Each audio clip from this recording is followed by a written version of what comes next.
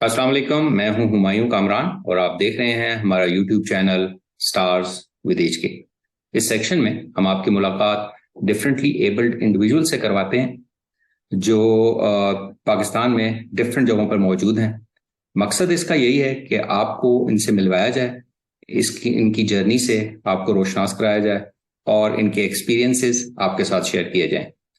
आज के इस सेशन में हमारी गेस्ट हैं कराची से निस्मा आलम। ये मास्टर्स इन सोशोलॉजी हैं कराची यूनिवर्सिटी से। इसके अलावा ये एज अ ट्रेनर भी अपनी कम्युनिटी में काम कर रही हैं। आइए इनसे मिलते हैं और इनके बारे में मजीद जानते हैं। Thank you very much miss Nisma Alam कि आपने हमारे लिए टाइम निकाला and we welcome you at our channel. सबसे पहले आप सबको अस्सलाम वालेकुम and thank you so much for inviting me और मुझे इतना अच्छा चांस दिया कि मैं आपके प्लेटफॉर्म के थ्रू लोगों से मिल सकूं, उनसे इंटरेक्ट कर सकूं, अपने दिल की बातें कह सकूं। तो सबसे पहले तो बहुत बहुत इसके लिए शुक्रिया। ओके, तो मिस निस्मा आलम, हम सबसे पहले यही जानना चाहेंगे कि आपका चैलेंज है क्या। क्या ये बाय बर्थ था, बाद में हुआ, क्या हुआ, और इसको फिर हम आगे लेके चलते हैं। अच्छा, मैं विजुअली चैलेंज हूँ। मेरी ये इम्पेयरमेंट बाय बर्थ नहीं है, बल्कि मैं एक्सीडेंटली ब्लाइंड हुई थी। अगर मैं आपको इसकी प्रिसाइजली हिस्ट्री थोड़ी सी बताऊं तो स्टीवन जॉनसन सिंड्रोम एक बीमारी होती है जो मुझे हुई थी और 5 इयर्स में मुझे जाके हुई थी।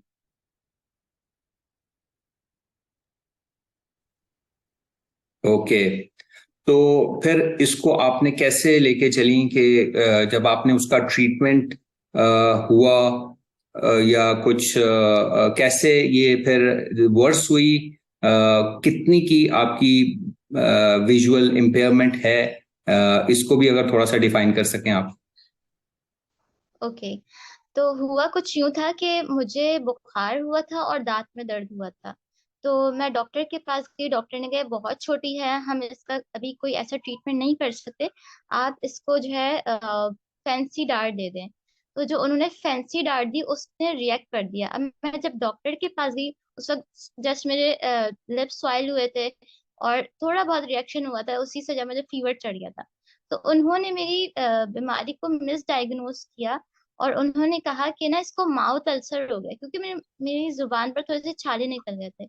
और उन्होंने कहा इसकी डबल डोज दे दें।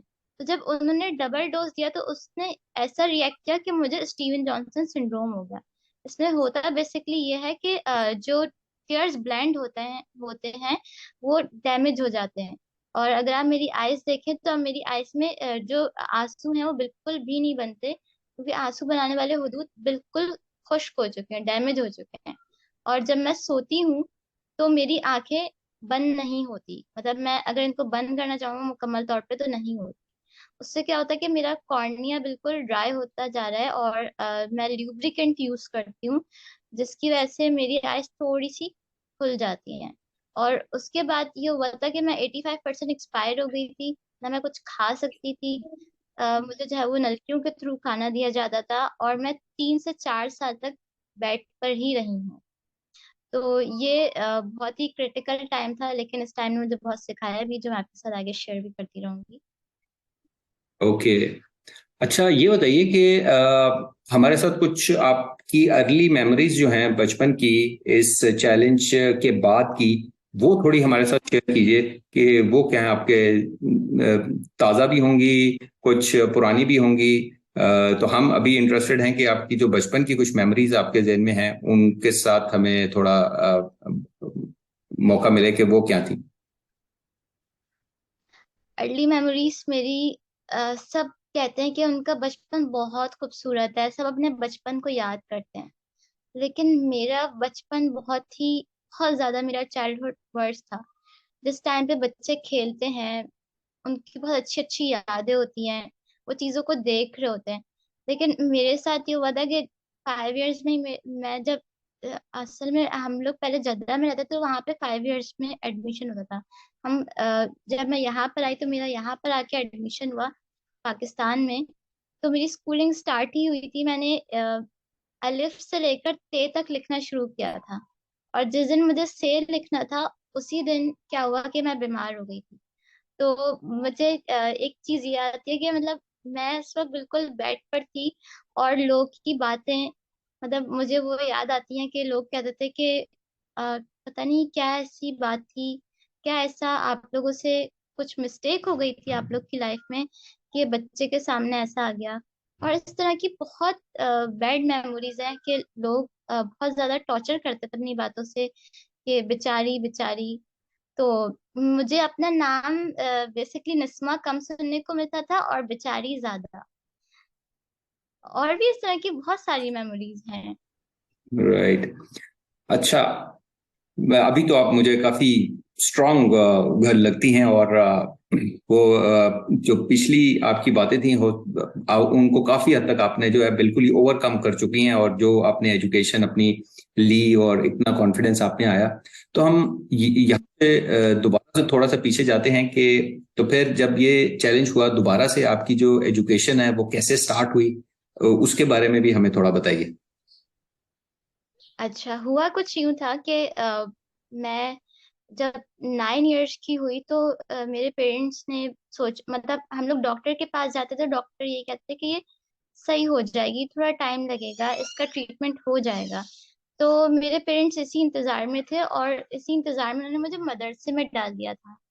तो मैंने 5 मदरसे चेंज किए कि मैं कहीं एडजस्ट हो जाऊं, लेकिन जो लोग थे, जो टीचर्स थे, वो मुझे मेरी डिसेबिलिटी के साथ एक्सेप्ट नहीं करते थे। और इसी टाइम में मैंने 15 सिपारे हिफ्स कर लिए थे, क्योंकि मैं माशाल्लाह अल्लाह ताला ने जहानत काफी अच्छी दी है, अल्लाह का करम है। तो मैंने हिफ्स कर लिया था इतने चैलेंजेस के बाद भी 15 सिपारे। और उसके बाद फिर मैं स्कूल गई थी। तो वो एक स्टोरी है कि मेरे फादर जाते थे मस्जिद, और वहां पे उनको मिले थे एक अंकल जिनके 3 बच्चे ब्लाइंड थे, तो उनके थ्रू फिर मैं स्पेशल स्कूल में गई थी। राइट। तो जब आप स्पेशल स्कूल में गए, वहां पे भी हम्म। आपको प्रॉब्लम्स फेस करनी पड़ी, या वो रिलेटिवली काफी बेहतर आपका एक्सपीरियंस रहा? उसको कैसे, इस एक्सपीरियंस को कैसे शेयर करते जब मैं स्पेशल स्कूल में गई तो मुझे हो रहा था कि मुझे तो बिल्कुल सही से नजर नहीं आता, पता नहीं क्या होगा, मैं कैसे पढ़ूंगी, क्या करूंगी। और मैं 13 इयर्स में जाके स्कूल गई थी। तो मुझे जो है ना बहुत ज्यादा एक कॉम्प्लेक्स था कि मेरे जो सराउंडिंग में लोग हैं वो 30, मतलब जो मेरे सेम एज ग्रुप की जो लड़कियां हैं वो तो इस क्लास में हैं। और मुझे तो बाबा ताला इन सब के छोटे छोटे वर्ड्स की स्पेलिंग भी नहीं आती है। तो मैं ये सोच के गई थी कि जब भी मैं स्कूल जाऊंगी ना तो मैं बहुत अच्छा पढ़ूंगी और मैं अनथक मेहनत करके कुछ ना कुछ जरूर करके दिखाऊंगी ना लोगों को। तो क्योंकि मुझे बहुत ज्यादा बातें सुनने को मिलती थी, मेरे साथ के जो लोग थे वो कहते थे कि देखो हमने तो हिफ्स कर लिया, हम तो इस क्लास में आ गए, तुम भी कुछ करके दिखाओ ना, तुम भी तो ऐसे करो। मतलब लोग आपको आपकी डिप्राइवनेस फील करवाते हैं कि तुम देखो तुम यहाँ पर हो, तुम्हें कुछ करना चाहिए। तो जब मैं स्कूल गई और वहां पे मैंने देखा कि वहां तो बिल्कुल अलग ही दुनिया है, मतलब वहां पे मुझे कोई प्रॉब्लम फेस नहीं करनी पड़ी, मुझे वहां जाके अवेयरनेस हुई कि लोग जिस वजह से मुझे महसूस करवाते थे कि तुम्हारे अंदर ये लैगिंग है, वो तो मेरी लैगिंग ही नहीं है, वो तो मेरी स्ट्रेंथ है। मैंने वहां पे देखा कि जो पर्सन में डिसेबिलिटी है अपनी डिसेबिलिटी को मैनेज करते हुए स्पोर्ट्स में भी जा रहे हैं, म्यूजिक क्लासेस भी ले रहे हैं, वो पढ़ भी रहे हैं, वो स्पीच भी करने जा रहे हैं, वो तो हर मतलब कोई ऐसा काम है ही नहीं जो वो नहीं कर रहे। तो फिर मुझे समझ आया कि जो लोग मुझे कहते थे कि मतलब मैं जब मदरसे में थी तो मुझे लोग कहते थे निस्मा नहीं कहते थे, कहते थे या तो जब मेरे बारे में इनडायरेक्टली बात कर रहे थे तो वो कहते थे अंधी, क्या कहते हैं, बेचारी। और जब मुझे तंग करते थे वो बोलते अंधी। तो अब अगर वो मेरे सामने आए तो मैं कह सकती हूँ कि प्राउड टू बी अंधी। हैं? सही।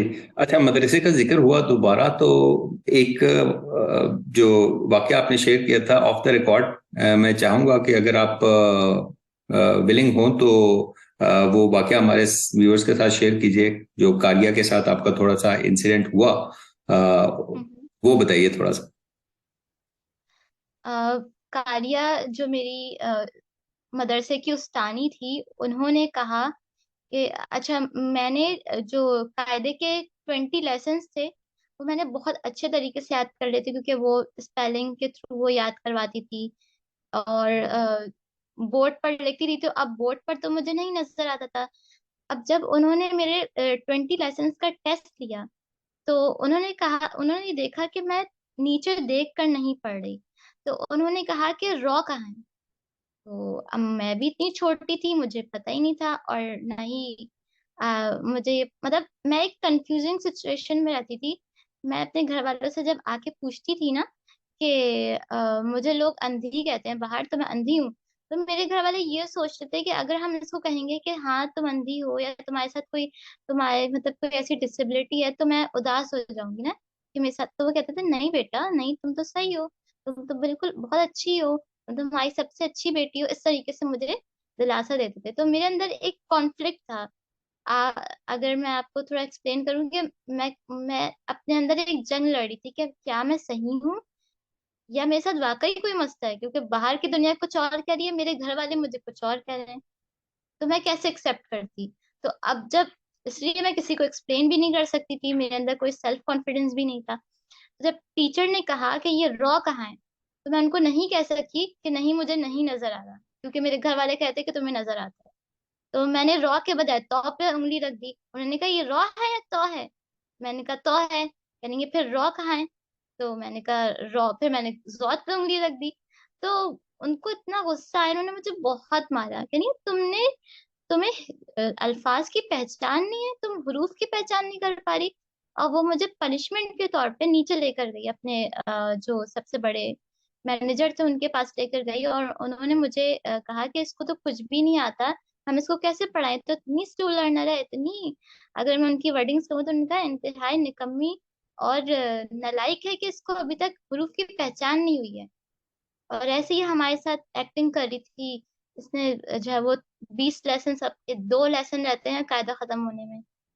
तो फिर कारी साहब ने जब मेरा टेस्ट वगैरह लिया, तो उन्होंने कहा कि जो इमाम काबा हैं वो भी टोटली ब्लाइंड हैं, और वो किस तरीके से इतने बड़े मुकाम पर पहुंचे। तो इसके साथ मसला ये नहीं कि ये निकम्मी है, मसला ये है कि इसको अल्फाज नजर नहीं आ रहे।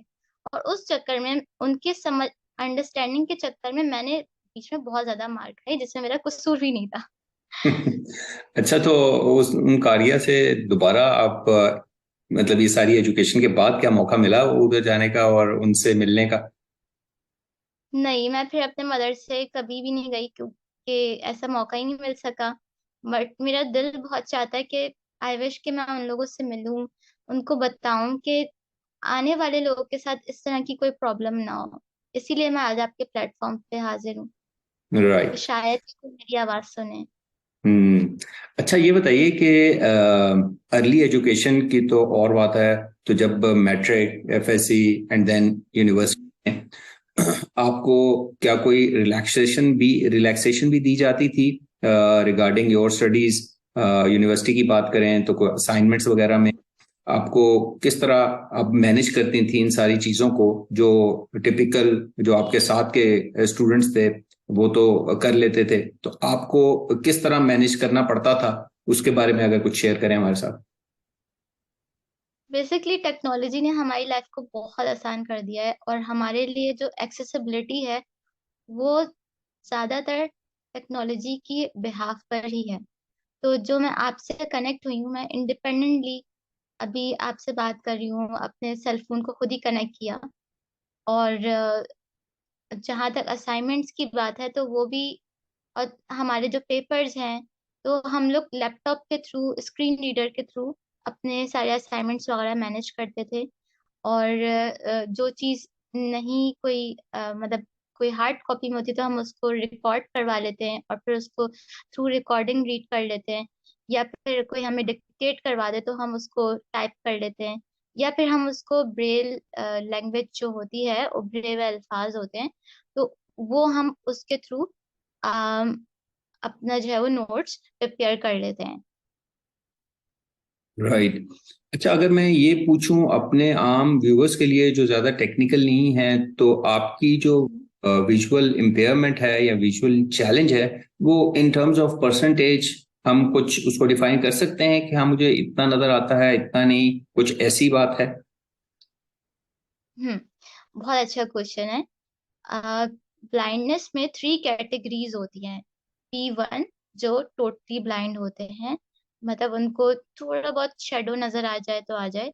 और जो B2 होते हैं वो कुछ रीड नहीं कर सकते, लेकिन वो कलर्स को देख सकते हैं, वो करीब से चीजों को देख सकते हैं, फेस वगैरह को देख सकते हैं, मतलब करीब करीब की चीजें उनको नजर आ जाती हैं।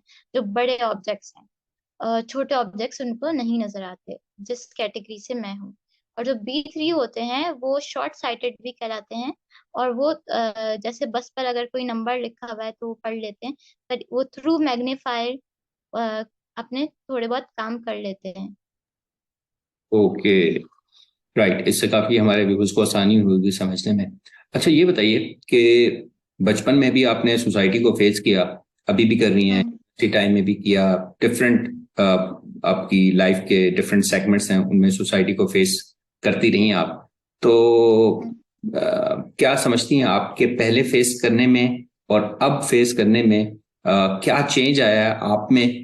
किस तरह सोसाइटी को फेस करती हैं, इसके बारे में भी अगर हमें बताइए। जो अर्ली मेमोरीज की अगर मैं बात करूं तो अर्ली एज में जब मैं फेस करती थी तो एक्सेप्टेंस नहीं थी अपनी ब्लाइंडनेस की। ब्लाइंड वर्ड ऐसा लगता था, नाबीना लफ्ज ऐसा लगता था जैसे कोई बहुत बड़ी चीज हो ना, बहुत बहुत बड़ी और बहुत ही बुरी चीज हो। तो जब कोई कह देता था तो लगता था कि उसने मुझे अब्यूज किया है, राइट। तो उस वक्त एक्सेप्टेंस नहीं थी। इस वजह से मैं इस सिचुएशन में चली गई थी। मेरा डिप्रेशन का वो लेवल था कि मैंने 3 टाइम्स सुसाइड भी अटेम्प्ट किया था। और मैं ये दुआ करती थी कि अल्लाह ताला मुझे मौत दे दे, मुझे नहीं जीना। अब आप ये समझ सकते हैं ये सिचुएशन कब आती है, जब इंसान के पास सारा होप खत्म हो जाता है। उसको लगता है कि नहीं, बहुत अनोनमी सिचुएशन है, मैं कुछ कर ही नहीं सकती हूँ। मेरे जीने का मकसद क्या है? जब उसको अपनी लाइफ में पर्पसलेसनेस महसूस होती है ना, जब वो ये काम करता है। और मेरे साथ भी यही था कि मुझे अपनी सराउंडिंग में सिर्फ अंधेरा ही नजर आता था, कि मेरे जीने का कोई मकसद नहीं है। तो उस वक्त जब मैं फेस करती थी तो मैं बस अपना मतलब मैं सेल्फ टॉकिंग करती थी, और सेल्फ टॉकिंग में सिर्फ अपने आप को कोसती जाती थी कि निस्मा तुम फला हो जाती, तुम निस्मा ही क्यों हो, तुम निस्मा हो इसलिए तुम्हें ऐसा कुछ फेस करना पड़ा है, निस्मा तुम बहुत बुरी हो, ऐसे करती थी। हम्म। आ, ये प्रॉब्लम थी। लेकिन जब मैं स्कूल गई, जब मैंने देखा कि ब्लाइंड बंदा तो इतना कामयाब है, ब्लाइंड बंदा तो दूसरे लोगों से ज्यादा खुश है, और जब हमें बताया गया कि खुशनसीब वो है जो अपने नसीब से खुश है, तो फिर नसीब से जब खुश रहना सीखा।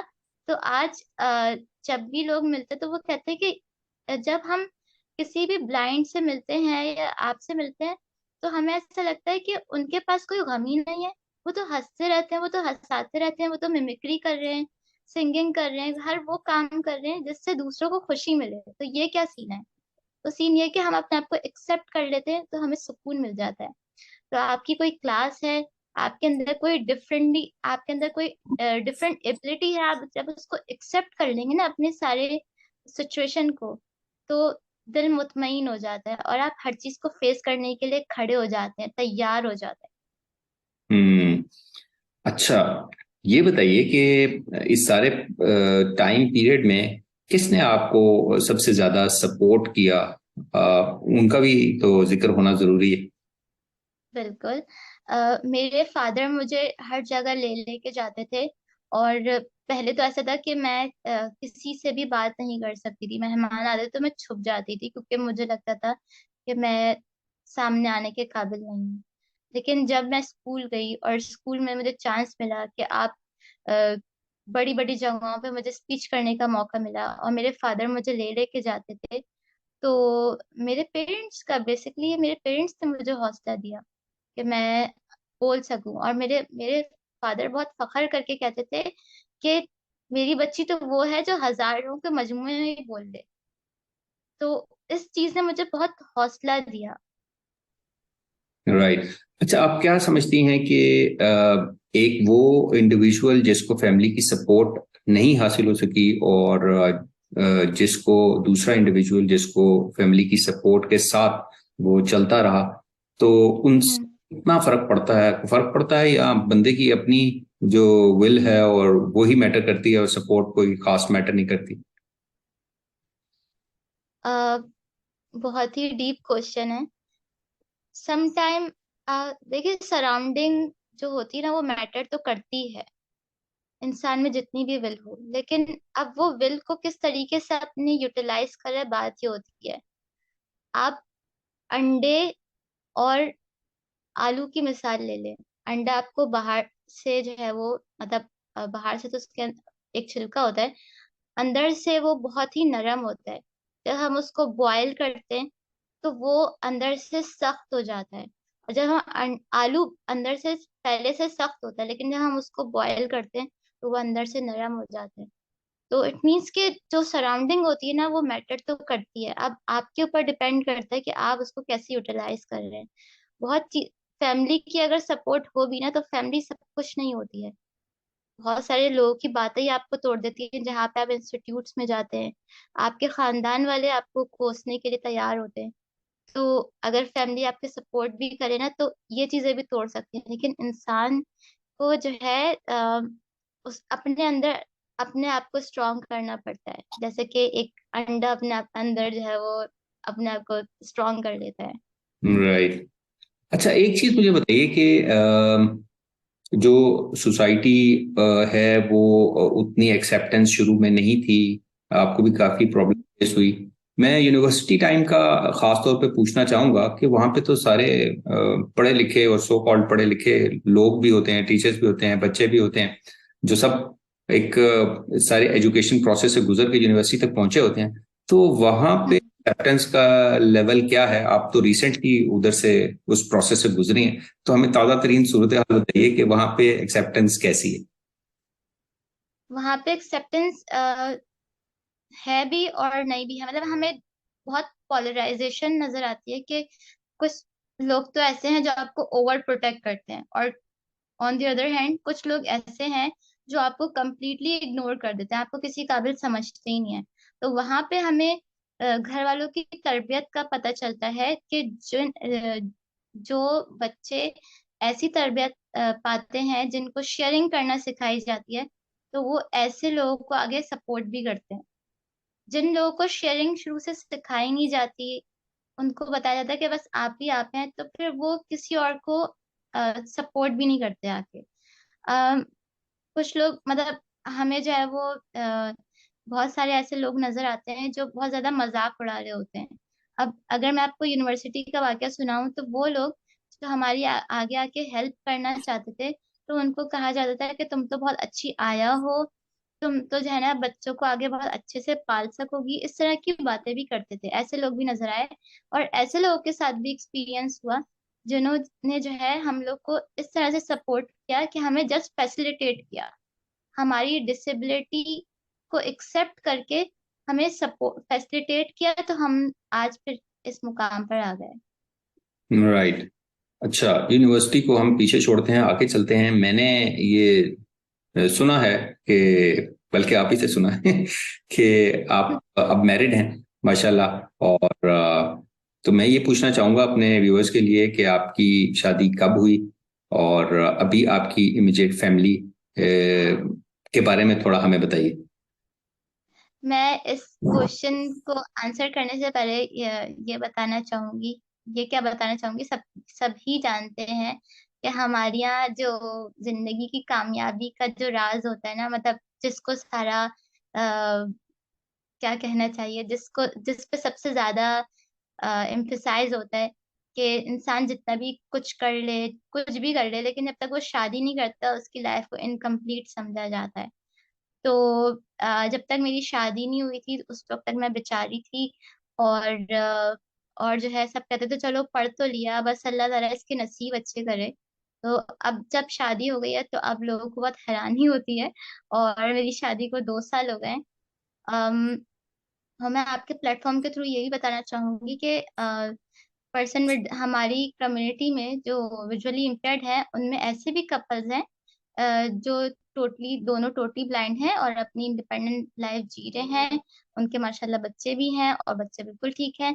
और अगर मैं अपनी बेटी के बारे में बात करूँ तो मेरी 11 महीने की बेटी है, इंशाल्लाह 21 मार्च को उसकी बर्थडे है, तो फिर वो 1 साल की हो जाएगी। और अ, मेरे हस्बैंड भी बहुत अच्छे हैं, मेरी मदर इन लॉ भी बहुत बहुत सपोर्टिव है। अच्छा, तो वो आपके हस्बैंड और जो आपके इन लॉज हैं वो भी आपको काफी सपोर्ट करते हैं इस सारे टाइम में? बिल्कुल। राइट। अच्छा, ये बताइए कि बिफोर मैरिज भी और आफ्टर मैरिज भी घर के काम आपने मुझसे जिक्र भी किया था कि वो तो मैनेज कर ही रही थी।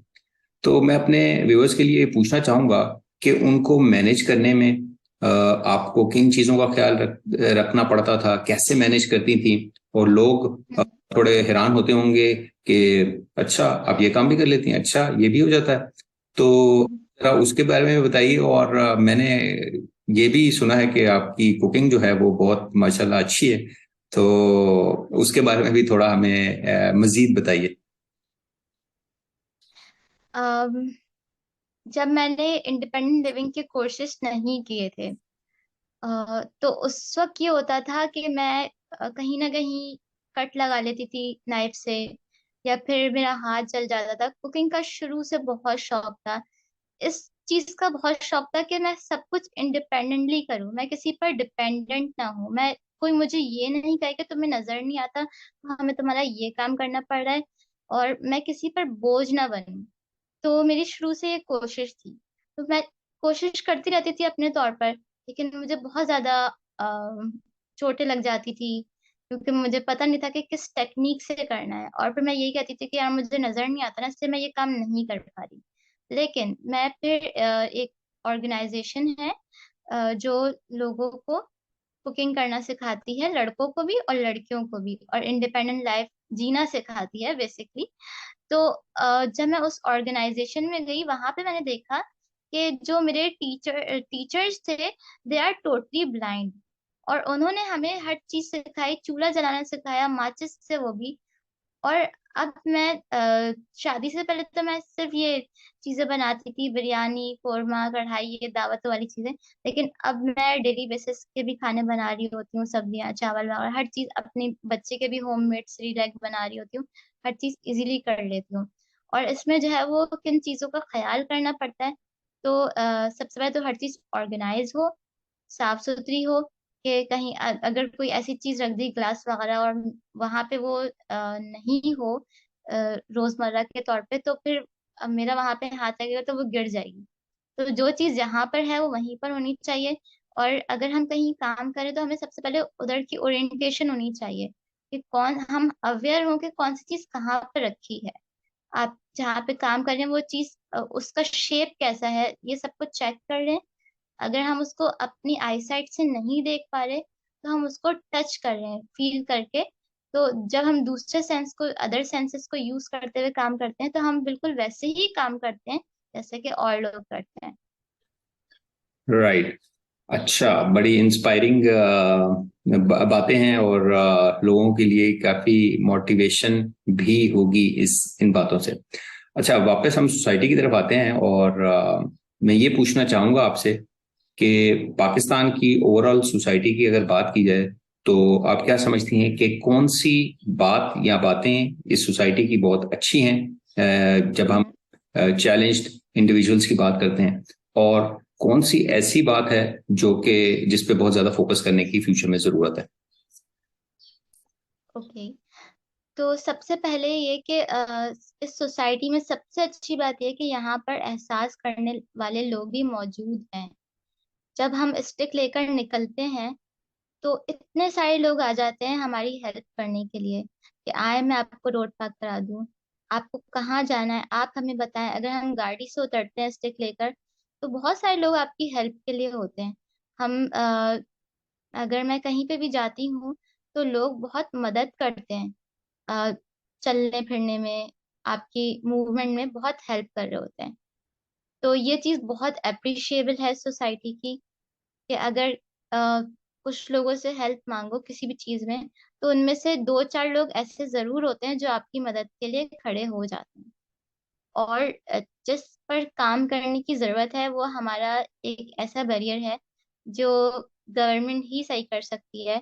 कंपनीज उस चीज का ख्याल करें कि जब वो कोई प्रोडक्ट दे रही हैं तो उस प्रोडक्ट को बाय करने वाला कोई विजुअली चैलेंज भी हो सकता है जो नहीं पढ़ सकता कि आपने उस पर क्या लिखा है। तो उस पर कोई ऐसी उभरी हुई चीज हो, कोई कोई ऐसा सिंबल हो जिससे हमें पता चले और हम अपनी मर्जी से इंडिपेंडेंटली जाके वो चीज परचेज कर सकें। अब अगर मैं चाहूँ कि मैं इंडिपेंडेंटली जाके ग्रोसरी कर लूँ तो मैं नहीं कर सकती। क्यों?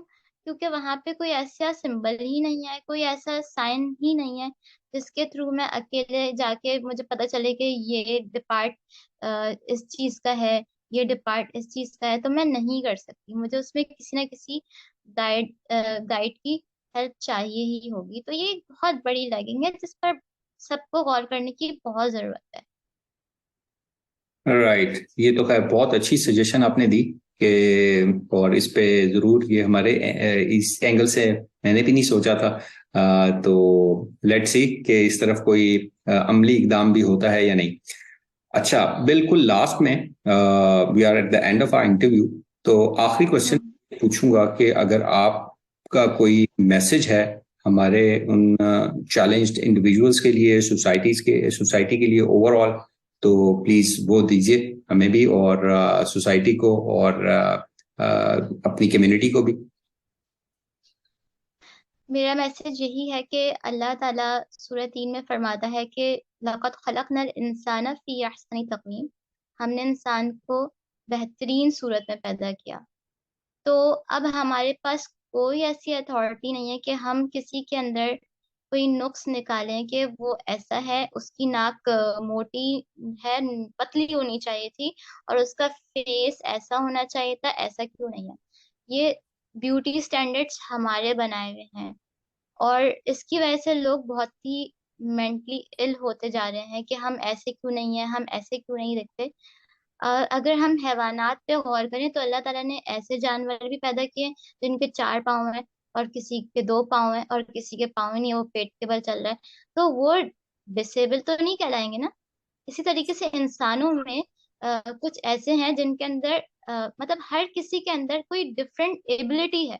तो उसकी डिफरेंट एबिलिटी को अपलिफ्ट करें, पॉलिश करें और उसको सबके साथ चलने का मौका दें, इंक्लूसिविटी लेकर आए। हम किसी को स्टिग्मेटाइज करके उस क्यू से ना हटा दें कि ये तो नहीं, ये हमारे साथ नहीं खड़ा हो सकता, ये हमारे साथ कैसे चलेगा। वो अपने अदर सेंसेस को, अपनी अदर एबिलिटीज को यूटिलाइज करते हुए जरूर चलेगा, लेकिन उसको चांस देना चाहिए, ना कि उसको लेबल लगा के आप साइड लाइन कर दें। यही मेरा मैसेज है।